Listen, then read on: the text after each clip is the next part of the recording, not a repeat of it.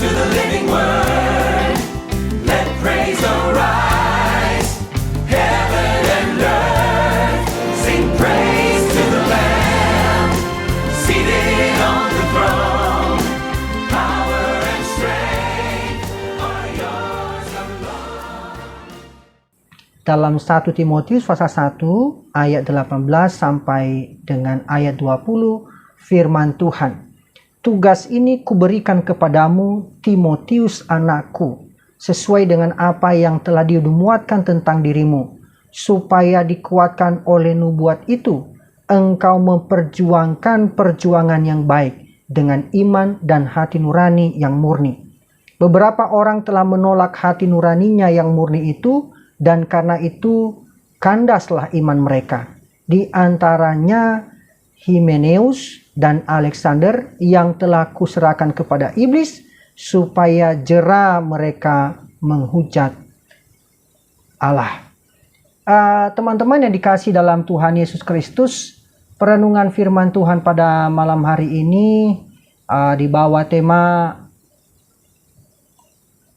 berjuang dalam perjuangan yang baik. Ini terdapat di ayat yang ke-18. Berjuang dalam perjuangan yang baik. Teman-teman yang dikasihi dalam Tuhan Yesus Kristus, semua orang pasti menginginkan apa yang baik. Pasti menginginkan yang baik. Saudara dan saya pasti merindukan dan juga mengharapkan apa yang baik. Sayangnya, tidak semua orang juga mampu menilai maupun memilih mana yang baik. Kadangkala kebaikan seringkali dilekatkan pada kenyamanan. Dan perasaan itu menjadi hakim yang menentukan. Apa yang menyenangkan perasaan itu, itulah yang diyakini sebagai kebaikan. Nah, Paulus sebagai rasul yang adalah bapak rohani dari Timotius, atas perintah Allah sendiri, kalau kita melihat di ayat 1, dalam pasal 1 di ayat 1, itu Paulus yang telah beroleh kasih karunia yang sangat luar biasa dari Tuhan Yesus Kristus, sekarang memberikan tugas kepada anaknya yang sah dalam iman, yaitu Timotius. Ini kita bisa membandingkan di pasal 1 ayat 1 dan pasal 1 ayat 18 ini. Nah, kalau kita membaca latar belakang dari bagian surat ini memberitahukan kita bahwa tugas yang disampaikan oleh Paulus ini merupakan hal yang sangat penting. Dan Timotius harus kerjakan dengan sungguh-sungguh. Dan ini sudah kita renungkan pada beberapa waktu yang lalu. Dan Paulus mengingatkan kembali Timotius bahwa dirinya ini menjadi pelayan Tuhan itu berdasarkan nubuat. Yaitu ada peneguhan Roh Kudus atas panggilan Timotius melalui orang percaya dan termasuk Paulus sendiri. Kalau kita melihat di ayat 18b. Nah, setelah Yesus Kristus naik ke sorga, ada janji penyertaan Tuhan bagi saudara dan saya, yaitu melalui kuasa Roh Kudus. Dan beberapa gereja di Indonesia sedang melaksanakan ibadah peringatan 10 hari turunnya Roh Kudus dalam mempersiapkan diri.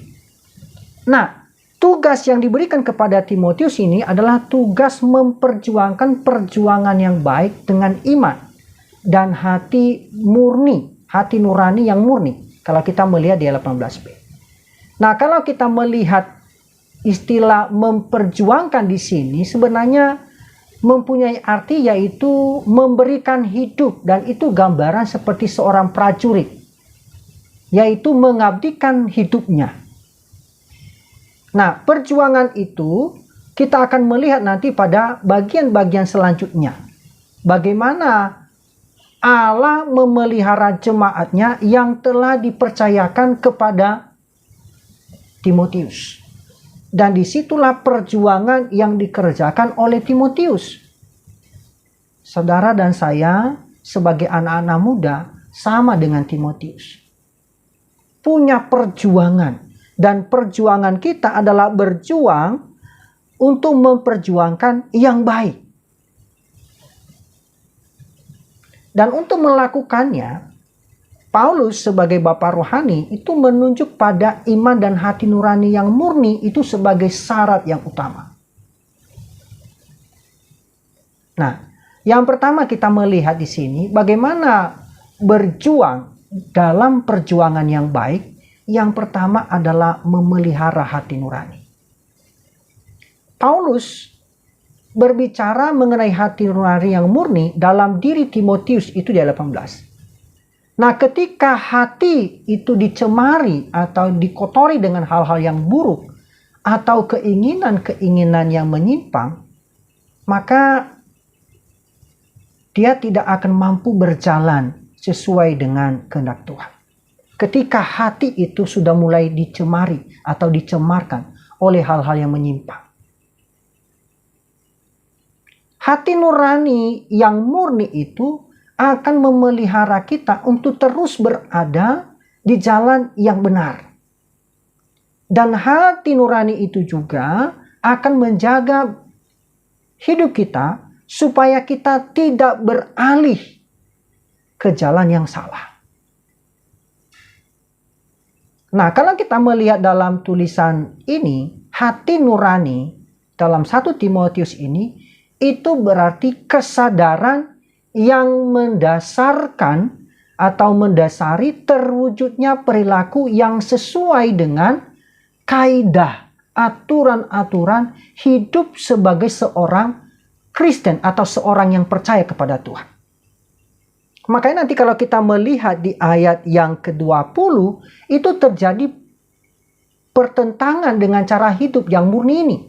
Dia memberikan contoh, dan ini Alkitab sangat jujur kepada kita.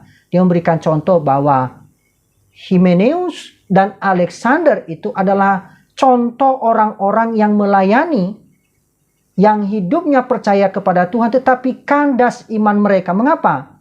Karena mereka menolak hati nurani yang murni. Sehingga Paulus harus, dalam pengertian di situ, menyerahkan mereka kepada iblis. Dan itu merupakan tindakan disiplin atau indisipliner yang dilakukan oleh Paulus bagi orang-orang percaya. Supaya apa? Melalui disiplin yang diberikan kepada mereka itu, mereka menyadari dan mereka berhenti, dalam pengertian itu, supaya jera mereka menghujat Allah. Ini lebih menarik kalau kita membaca dalam terjemahan Indonesia sederhana atau bahasa Indonesia sehari-hari. Ya, supaya mereka berhenti menghina Kristus, menghina Tuhan. Nah, kapan kita menghina Tuhan? Itu yang menjadi pertanyaan. Artinya ketika kita sudah menolak hati nurani. Teman-teman, saudara-saudara, ketika kita melakukan sesuatu yang salah atau mungkin sesuatu yang kita mau kerjakan, hati nurani kita itu berbicara. Ada rasa damai dan ada juga rasa menuduh. Ketika kita sudah melakukan satu perbuatan yang salah, maka ada tuduhan kepada kita. Dan itu dikerjakan di dalam hati nurani kita. Nah, kalau hati nurani kita menyimpang atau dicemari dengan perilaku yang buruk, dengan hal-hal yang buruk, maka kita akan gagal dalam memperjuangkan perjuangan yang baik. Yang kita renungkan bagian ini, berjuang dalam perjuangan yang baik, ini dalam konteks pelayanan. Artinya, pelayan ini tidak hanya berbicara tentang, oh saya memimpin pujian, oh saya sebagai singers, atau saya hanya hal-hal yang rohani saja. Tidak. Tapi berbicara tentang bagaimana hidup kita, tanggung jawab kita, dan itu tanggung jawab yang penuh. Tentu di sini berbicara tentang bagaimana hidup kita yang sudah diubah oleh Injil atau oleh firman Tuhan. Bagaimana perkataan, perbuatan, dan tindakan kita itu kita wujudkan. Nah, bagi Timotius, prinsip ini ditegaskan kepada Timotius oleh Paulus adalah tanggung jawab penuh atas pelayanan Injil sesuai dengan panggilannya yaitu yang telah ditetapkan atau telah dinubuatkan untuk melayani Tuhan. Nah, kalau kita melihat nanti dalam bagian selanjutnya, ini dalam surat Timotius, nanti kita akan merenungkan dalam waktu-waktu ke depan, ya, bahwa tugas ini yang diberikan oleh Paulus kepada Timotius itu dirangkum kembali nanti dalam pasal 6 ayat 13 dan 14 dalam 1 Timotius. Kalau kita melihat di sana ayat yang ke-13 dikatakan, di hadapan Allah yang memberikan hidup kepada segala sesuatu dan di hadapan Kristus Yesus yang telah mengikrarkan ikrar yang benar itu juga di muka Pontius Pilatus, kuserukan kepadamu, turutilah perintah ini dengan tidak bercacat dan tidak bercela, hingga pada saat Tuhan kita Yesus Kristus menyatakan dirinya. Artinya ini merupakan prinsip yang khusus. Jadi tugas pelayanan, tugas kita itu penuh tanggung jawab di hadapan Tuhan. Sampai Allah datang kembali menyatakan dirinya. Pada hari Kamis yang lalu kita sudah merenungkan bagaimana kenaikan Yesus Kristus. Selain memantapkan iman kita, itu juga menyatakan bahwa Allah akan datang kembali, menyatakan dirinya sama seperti dia naik, demikian juga ia datang. Saudara-saudara yang kasih dalam Tuhan Yesus Kristus, berjuang dalam perjuangan yang baik bukan hanya panggilan yang khusus, tetapi juga dipercaya. Tugas ini kuberikan kepadamu. Saudara, tugas yang menurut Paulus itu menggunakan istilah militer. Artinya, tugas itu berbicara tentang satu kepercayaan. Dan dikatakan memperjuangkan perjuangan yang baik. Nah, kalau kita melihat dalam bagian ini, kita melihat dalam 1 Timotius pasal 1 ayat 3 sampai ayat yang ke-7, kita melihat bagaimana juga para pengajar-pengajar atau guru-guru palsu yang ada di tengah-tengah jemaat.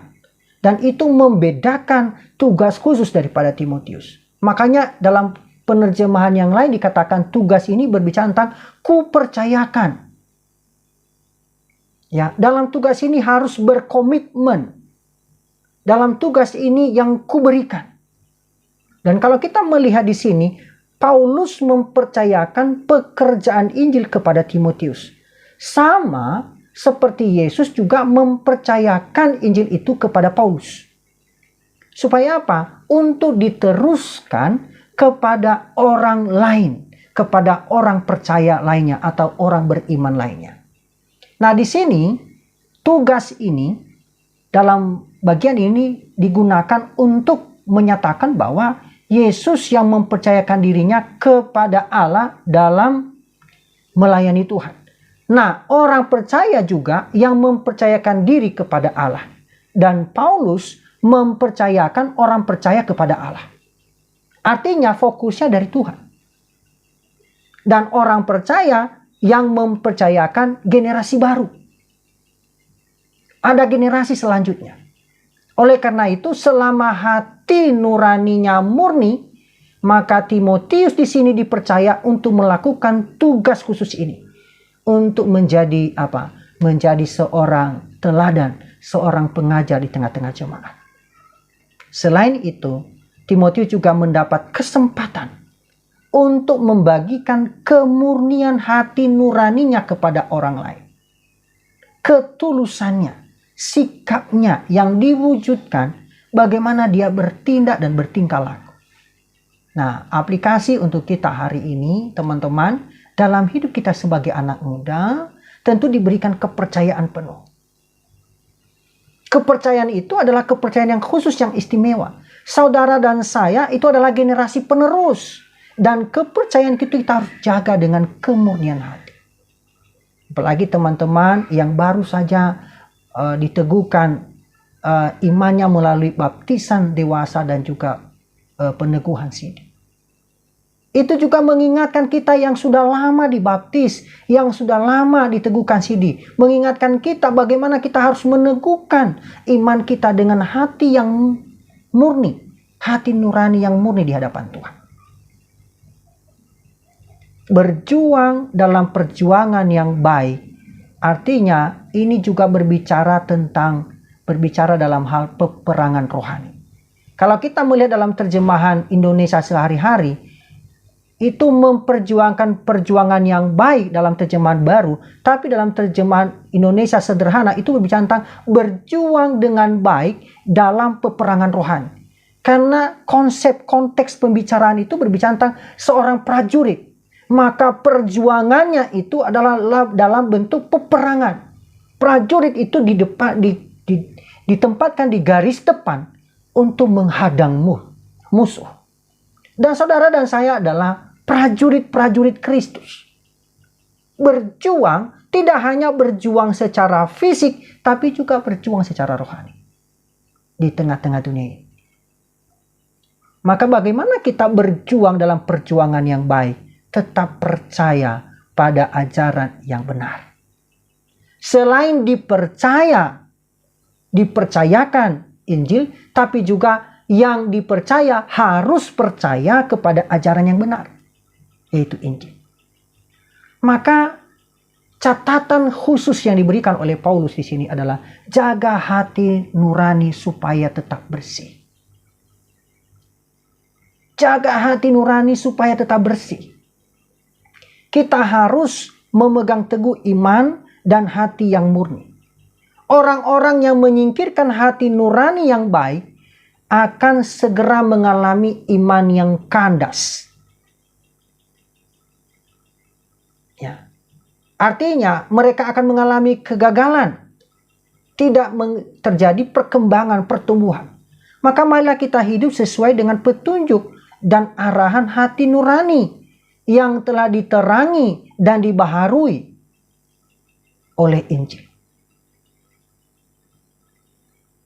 Ya, ini mungkin catatan untuk kita dalam menapaki berjalan dari hari ke sehari.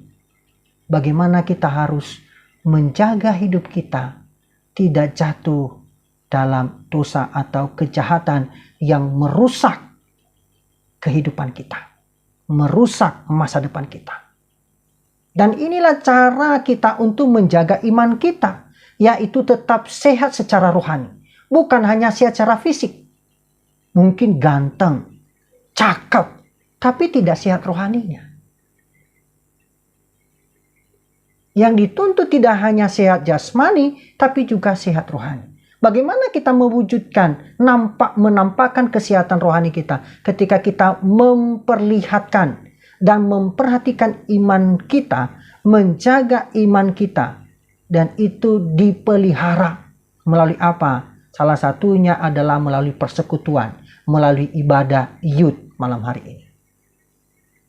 Saudara, seringkali dalam kesempatan seri firman Tuhan seperti ini atau ibadah seperti ini, kadang-kala anak muda lebih banyak berkeliaran di luar sana. Mengapa? Karena ini malam minggu. Kesempatan untuk menikmati kebebasan alam ini. Tapi sekali lagi, hari yang khusus, hari yang istimewa, anak-anak youth rumah penjunan, mereka punya waktu khusus duduk bersama, merenungkan kebenaran firman Tuhan, memberikan hidupnya. Itu salah satu cara untuk menjaga kemurnian hati nurani. Menjaga supaya tidak jatuh terperosok dalam kehidupan yang bebas, yang tidak terkendali. Maka warni untuk saudara dan saya, ada catatan penting yang kita renungkan dalam bagian ini. Kita harus mengingat bahwa kita diingatkan ada orang-orang yang hidup sesuai tuntutan hati nurani. Ya, ini di ayat 19 kalau dalam terjemahan Indonesia sederhana. Artinya ada orang yang juga memberikan hidupnya hanya untuk memuaskan keinginan dirinya sendiri. Maka dikatakan kalau hanya untuk memuaskan keinginan diri sendiri, maka dikatakan kandaslah iman mereka. Kalau kita membandingkan dalam terjemahan Indonesia sederhana, dikatakan tidak mampu percaya pada ajaran yang benar. Kandas. Dan contoh real atau contoh nyata dalam teks ini adalah Himeneus dan Alexander. Dan yang lebih mengerikan, mereka diserahkan kepada iblis. Supaya apa? Supaya mereka berhenti menghina Allah. Lewat apa? Lewat hidup mereka. Nah, kalau dalam bagian ini ada satu komentator atau seorang penafsir Alkitab mengatakan begini, memberikan komentar. Orang-orang yang menyukai pelayanan dan pekerjaan iblis pantas untuk diserahkan kepada kuasa iblis. Ini salah satu komentator namanya Matthew Henry. Orang-orang yang menyukai pelayanan dan pekerjaan iblis itu pantas untuk diserahkan kepada kuasa iblis. Yang kedua, komentar yang lain adalah, jika Allah berkenan, ia sanggup bekerja dengan cara-cara yang bertentangan. Ya. Dan Himenius dan Alexander itu diserahkan kepada iblis. Supaya apa? Mereka jera untuk menghujat. Ya. Supaya juga mereka belajar bagaimana mengintrospeksi diri. Teman-teman, mungkin kita bertanya, kapan kita mengalami, bagaimana kalau kita mengalami hal ini? Tentu ini warning untuk saudara dan saya. Ya, catatan penting. Maka kesempatan itu adalah kesempatan untuk introspeksi diri. Refleksi diri. Bagaimana mengevaluasi diri. Kadang-kadang kita bertanya, oh kapan itu terjadi? Ketika kita gagal. Ketika kita jatuh. Ketika kita tidak berdaya lagi, harus ada introspeksi diri. Apa penyebabnya? Apa yang menyebabkan kita jatuh? Maka orang-orang yang menyingkirkan hati nurani yang baik dan mengandaskan iman mereka, maka tidak akan peduli pada apapun juga. Ya. Salah satu indikator orang yang sudah menyingkirkan hati nurani, tidak ada lagi rasa kasih sayang, rasa peduli. Tidak ada lagi rasa cinta. Atau tidak ada lagi rasa untuk mengasihi satu dan yang lain. Bahkan mungkin diwujud nyatakan juga dengan apa? Mulai tidak taat. Ya, tidak mengikuti arahan kakak-kakak senior. Tidak mengikuti arahan kakak-kakak pembina. Atau bisa jadi kita tidak taat kepada orang tua kita sendiri. Itu dikatakan dalam bagian yang lain. Bagaimana kita berkata aku mengasihi Tuhan. Sedangkan yang kelihatan saja kita tidak kasihi. Salah satunya wakil Allah di tengah-tengah dunia ini adalah orang tua kita. Kalau kita tidak mengasihi orang tua kita, apalagi bagaimana kita mengasihi Allah yang tidak kelihatan? Inilah 1 Yohanes. Itu mengingatkan kita bahwa kita harus tetap menjaga kemurnian hidup. Saudara, ini sebenarnya juga kita berada dalam posisi yang sama. Hati kita pun berkata-kata kepada kita, mengingatkan kita. Dan Tuhan mau menggunakan hati kita untuk berbicara kepada kita.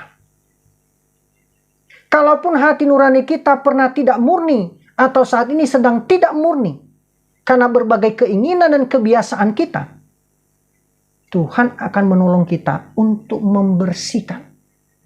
Tuhan akan menolong kita untuk memurnikan kita kembali, asal kita bersedia. Asal kita bersedia. Supaya apa? Kita masuk dalam barisan berjuang dalam perjuangan yang baik. Saudara, teman-teman yang dikasihi dalam Tuhan Yesus Kristus. Dengan hati nurani yang dimurnikan, maka kita akan menerima tugas dari Tuhan. Dengan iman yang murni, maka kita akan turut dalam pekerjaan Tuhan. Dimanapun kita bekerja. Yang menjadi pertanyaan, apakah pekerjaan itu berat? Apakah pekerjaan itu beresiko? Tentu. Menyampaikan Injil punya risiko. Itu tidak mudah. Selain kita harus menjaga diri kita, menjaga pemberitaan kita, juga menjaga kesaksian hidup kita. Supaya apa? Supaya kita tidak menjerumuskan orang lain jatuh dalam dosa. Tapi kita harus menjaga bagaimana hidup kita sesuai dengan firman Tuhan.